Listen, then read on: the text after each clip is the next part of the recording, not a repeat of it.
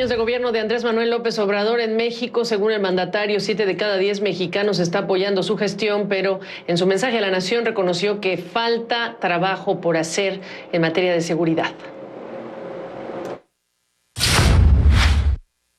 Y aunque todavía falta mucho para pacificar al país, sostenemos con hechos que se revirtió la tendencia al alza en la mayoría de los delitos que se cometían. Las únicas excepciones han sido el homicidio doloso, el feminicidio y la extorsión, que han aumentado en 3.8%, 8.9% y 21% respectivamente. Y porque se habla de ello es que le agradezco a mis dos invitados, Francisco Rivas, director del Observatorio Nacional Ciudadano, y Ricardo Márquez Blas, especialista en seguridad y extitular de la Plataforma México, que me acompañen esta tarde para preguntarles primero, bienvenidos, ¿qué reacción tienen a la caracterización que hizo el presidente en relación con este gran problema? Francisco, empiezo contigo. Buenas tardes a todos, al auditorio. Pues lamentablemente lo que dijo el presidente no es correcto. Para empezar, los datos que da y los porcentajes que da de crecimiento de los delitos no corresponden tampoco a alguna métrica específica, o no sabemos cuál es el periodo que está comparando con para decir que aumentó el homicidio, el feminicidio y la extorsión. De hecho, no son los únicos delitos que aumentan. De los delitos que existe contabilidad, sí crece el homicidio doloso, sí crece el feminicidio, pero crece el narcomenudeo, crece la trata de personas y crece también la violencia familiar, particularmente en el periodo de la pandemia. Los delitos que disminuyen sustancialmente este año son delitos relacionados principalmente con el hecho de que los ciudadanos nos resguardamos en nuestras casas, los robos, los secuestros, las extorsiones. En el periodo del confinamiento bajaron sustancialmente. El robo, por ejemplo, en transporte público bajó un 70%, pero era de esperarse, dado que hoy o durante el periodo de mayor confinamiento, pues no había quien estuviese usando el transporte público. Pero en realidad las condiciones hoy están mucho peor, pese a que 2019 fue el año más violento de la historia de nuestro país. Y los pendientes en seguridad trascienden la mera incidencia delictiva. No tenemos ruta, no tenemos una definición clara de hacia dónde vamos. Crecen las violaciones a derechos humanos por parte de las autoridades de seguridad y justicia. Tenemos un mayor nivel de impunidad en el país. Por lo tanto, pues las declaraciones y la forma en la que el gobierno federal autocelebró ciertos presuntos resultados no corresponde con la realidad. Ricardo, ¿cómo complementas ese cuadro? ¿Estás de acuerdo? Sí, buenas tardes. Sí, es evidente con los propio gobierno que da a conocer mensualmente. Es claro que no es verdad que los únicos delitos que se han incrementado sea el homicidio, el feminicidio y las extorsiones.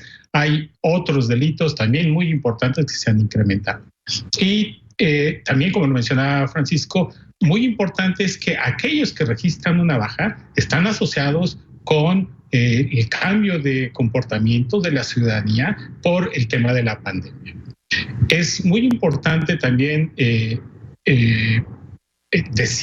plantear que estos malos resultados no es que haya bajado, el crecimiento se ha reducido. Es verdad que ya no se tienen los crecimientos que se tenían en años anteriores, pero el crecimiento ahora, aunque sea moderado, sigue la tendencia al crecimiento de la incidencia delictiva. El año 2019 fue el primer año en el que se registraron más de 2 millones de delitos del fuero común denunciados, que es todo un récord para los registros históricos en el país. Entonces, no es verdad que sean los únicos, y las razones por las cuales se han bajado algunos delitos están asociados básicamente al tema de la pandemia y otros a una aplicación digamos, de las fuerzas del orden de los delitos. Y hago referencia a uno en específico que se ha venido, digamos, mencionando durante estos 2 años, que es el tema de robo de vehículos. El tema del robo de vehículos es un delito estratégico porque tiene un efecto multiplicador sobre el resto de los delitos. Pero lo que vemos es que sí ha bajado el tema de robo de vehículos, pero no se ha sentido el efecto multiplicador de la baja de este delito sobre el resto de los delitos. Es decir, sí es importante que se haya reducido este delito, el robo de vehículos, pero lo importante era atacar este delito por el efecto multiplicador sobre otros delitos como el robo a casa habitación o el robo a negocio o el robo a transeúnte o el robo a bancos, a instituciones bancarias. Es decir, incluso aquí está saliendo bien, no lo están haciendo tan bien como debería hacerse. ¿Qué cambiarías entonces, Ricardo, en relación además con esto que también hay que incluir el tema de la participación del ejército, me refiero por supuesto que a la Guardia Nacional, pero en términos de estrategia, ¿qué cambiarías, Ricardo? Y de la cual se ha hablado poco. Uno de los principales factores que contribuyen a los malos resultados que se han tenido es la intención de politizar el tema de seguridad.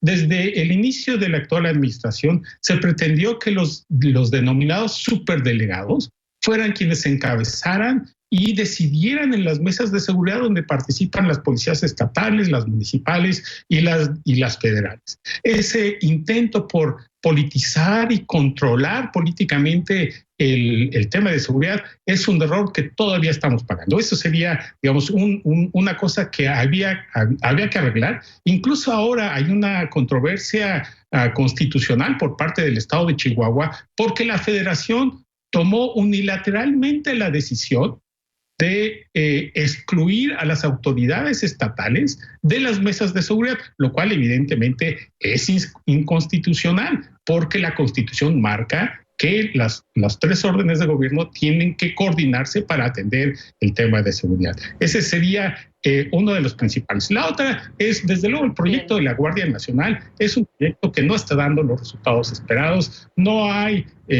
digamos, una distribución estratégica de las fuerzas del orden federal.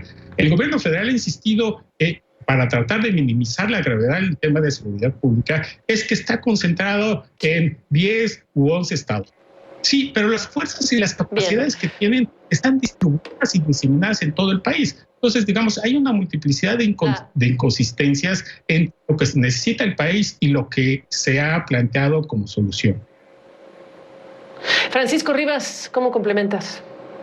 Pues mira, Gabriela, lo primero que te diría es, nosotros nos dimos a la tarea precisamente de hacer un análisis exhaustivo que pueden encontrar en nuestra página, y te diría que lo primero es que no hay estrategia. O sea, hay una serie de simplicidades y se asume de manera muy ingenua que algunas cosas se relacionan con otras.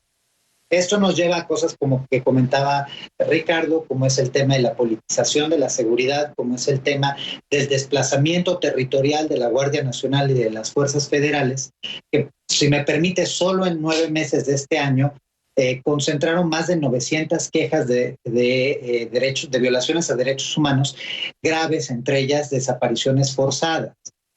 Agregaría que, por ejemplo, el presidente presume programas sociales como si fueran programas de prevención del delito cuando no tienen este componente, y cuando en el estudio que hago cita, que los invito a que revisen, podemos demostrar que no hay una relación entre la incidencia delictiva, algunos programas sociales, los jóvenes en conflicto con la ley y otros factores de riesgo locales que han hecho de México un país con alta incidencia delictiva.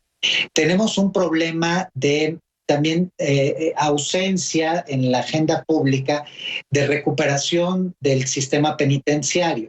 De hecho, hay algunos aspectos que sorprenden particularmente. El presidente ha sido un crítico del modelo neoliberal.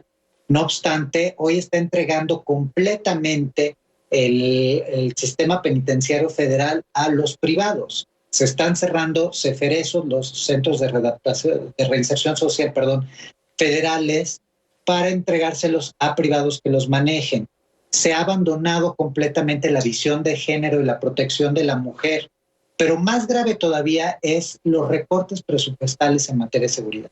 México es un país que siempre ha gastado poco y mal en seguridad, pero nunca habíamos gastado tan poco y tan mal como en esta administración. Pues ahí tienen ustedes el planteamiento de estos dos expertos en relación con lo que se ha descrito en el mensaje del presidente y lo que es la realidad. Francisco Rivas, Ricardo Márquez Blas, gracias a ambos. Gracias a ti, Gabriela, y un saludo a la audiencia. Buenas tardes.